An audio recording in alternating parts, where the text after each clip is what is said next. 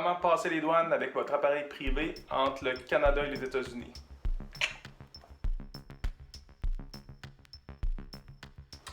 Donc, le DCAN number qu'on peut se procurer au site internet suivant, c'est une taxe annuelle pour le service de douane.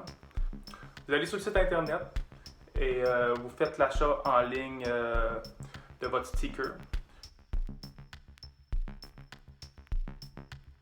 C'est un petit sticker qu'ils vont vous envoyer, là, ça prend 2 semaines environ.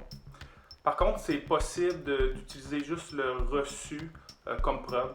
Donc, si vous avez un vol à faire dans les prochains jours, juste d'apporter avec vous le reçu et vous le présenter au douanier. Petit conseil, si vous n'avez pas avec vous le sticker et simplement le reçu, lorsque vous allez appeler les douanes avant de partir du Canada, mentionnez que vous avez juste le reçu avec vous et que vous n'avez pas encore le sticker.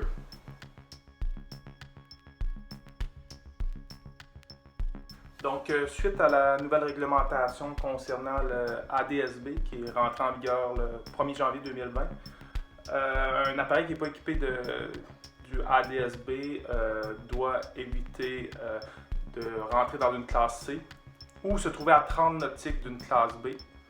Donc, si votre appareil n'est pas équipé du système ADSB, vous devez choisir votre aéroport de dédouanage en conséquence.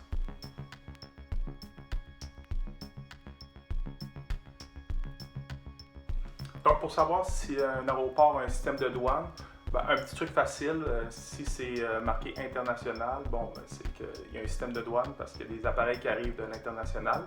L'autre façon de savoir aussi, c'est d'aller soit sur SkyVector ou ForeFlight ou n'importe quel système d'information de vol.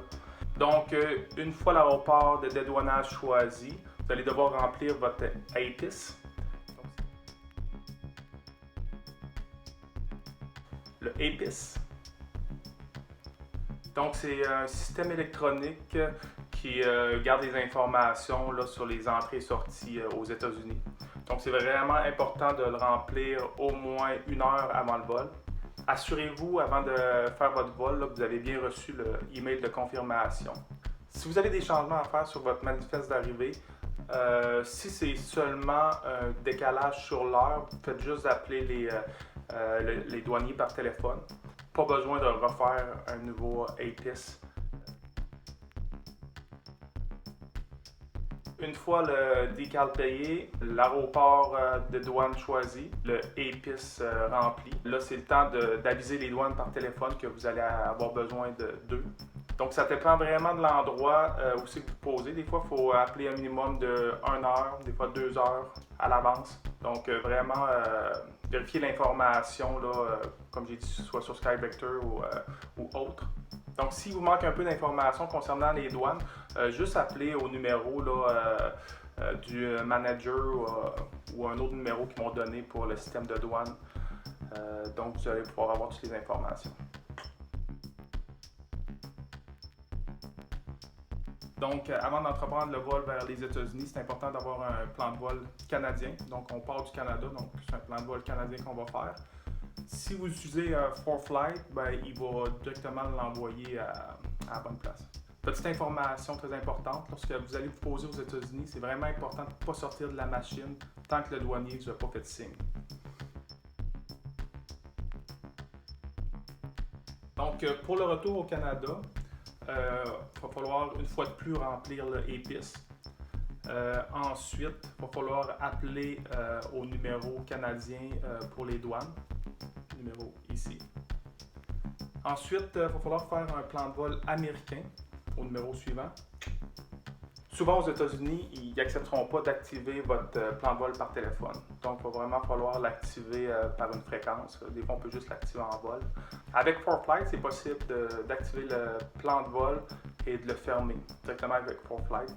Lorsque vous allez vous poser au Canada, si les douaniers ne sont pas là, appelez au même numéro et ils vont vous donner un numéro de confirmation et vous allez pouvoir partir sans avoir vu les douaniers. Lorsque vous avez un plan de vol américain, je vous conseille de vraiment confirmer qu'il a bien été activé avec la FSS américaine. Et avant de traverser au Canada, moi en général une dizaine de nautiques avant de traverser la frontière, j'appelle la FSS canadienne pour être sûr que le plan de vol a bien été transféré. Pour les plans de vol VFR, des fois les Américains ils gardent le plan de vol, ils ne transfèrent pas au Canada. Donc si vous arrivez dans une zone de contrôle comme Dorval, ça se peut que le contrôleur se pose des questions sur votre provenance, votre arrivée, parce qu'il n'y aura aucune information. Peut-être juste essayer de suivre ces étapes-là en ordre, parce que comme pour le APIS, on a besoin du numéro d'ICAL, puis quand on appelle les douanes, on a souvent besoin du numéro d'APIS. Donc, essayez de faire ça en ordre, puis bon vol.